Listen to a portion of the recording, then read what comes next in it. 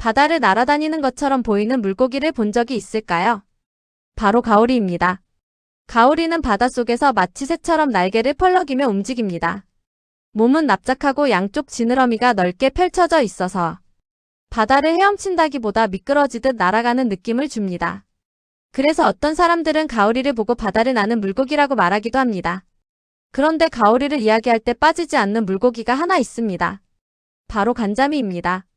우리나라에서는 오래전부터 간자미는 가오리 새끼다라는 말을 많이 해왔습니다.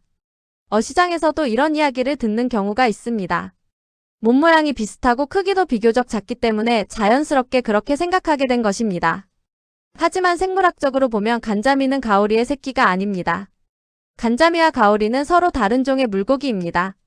쉽게 말하면 같은 가족이지만 형제처럼 다른 물고기라고 할 수 있습니다. 둘 다 가오리류에 속하는 연골어류입니다. 연골어류라는 말은 몸의 뼈가 단단한 뼈가 아니라 연골로 이루어져 있다는 뜻입니다. 그래서 상어도 같은 계통에 속합니다. 가오리의 몸을 자세히 보면 아주 독특한 구조를 가지고 있습니다.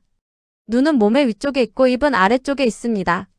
이것은 가오리가 바다 바닥에서 생활하기 때문입니다. 바다의 모래나 진흙 위에 몸을 붙이고 있다가 먹이가 가까이 오면 입으로 잡아먹습니다. 먹이는 주로 새우개, 조개, 작은 물고기 같은 것들입니다.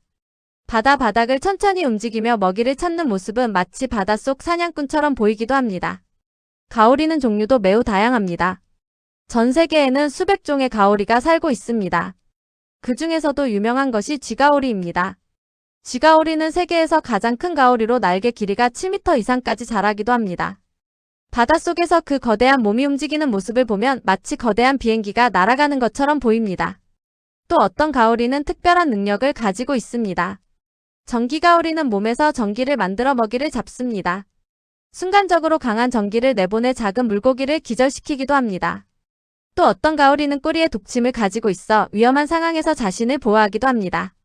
이제 간자미 이야기를 조금 더 해보겠습니다. 간자미는 가오리와 비슷한 몸 모양을 가지고 있지만 크기가 비교적 작고 식감이 좋아 한국에서 식용생선으로 많이 이용됩니다. 특히 서해와 남해 지역에서는 간자미로 만든 음식이 유명합니다. 대표적인 음식이 간자미 회무침입니다. 간자미살을 얇게 썰어 채소와 함께 새콤달콤한 양념으로 무치면 쫄깃하고 부드러운 맛이 납니다. 그래서 많은 사람들이 간자미를 별미 생선으로 꼽습니다. 간자미 역시 바다 바닥에서 생활하는 물고기입니다. 모래 속에 몸을 숨기고 있다가 먹이를 찾으며 살아갑니다. 그래서 몸 색깔도 바다 바닥과 비슷한 색을 띠는 경우가 많습니다. 이것은 천적에게 발견되지 않기 위한 자연의 보호색입니다. 가오리와 간자미를 함께 생각해보면 흥미로운 점이 있습니다. 둘 다 몸이 납작하고 바닥에서 생활하며 날개처럼 넓은 지느러미를 가지고 있습니다.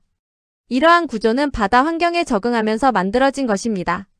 넓은 지느러미는 물의 저항을 줄이고 부드럽게 이동할 수 있도록 도와줍니다.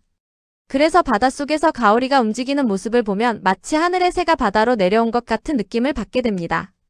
결국 간자미와 가오리는 서로 다른 물고기이지만 같은 계통의 생물로서 바다 환경에 아주 잘 적응한 생물입니다. 우리가 흔히 먹는 간자미도 바닷속에서 우아하게 날아다니는 가오리도 모두 자연이 만들어낸 놀라운 생명체라고 할 수 있습니다. 바다를 바라볼 때 가끔 이런 생각을 해보면 좋겠습니다. 바다 깊은 곳에서는 지금도 가오리가 날개를 펼치고 천천히 바다를 날아다니고 있고 모래 속에서는 간자미가 조용히 먹이를 찾으며 살아가고 있다는 사실 말입니다. 이렇게 생각하면 우리가 바라보는 바다가 조금은 더 신비롭게 느껴지지 않을까요? 감사합니다.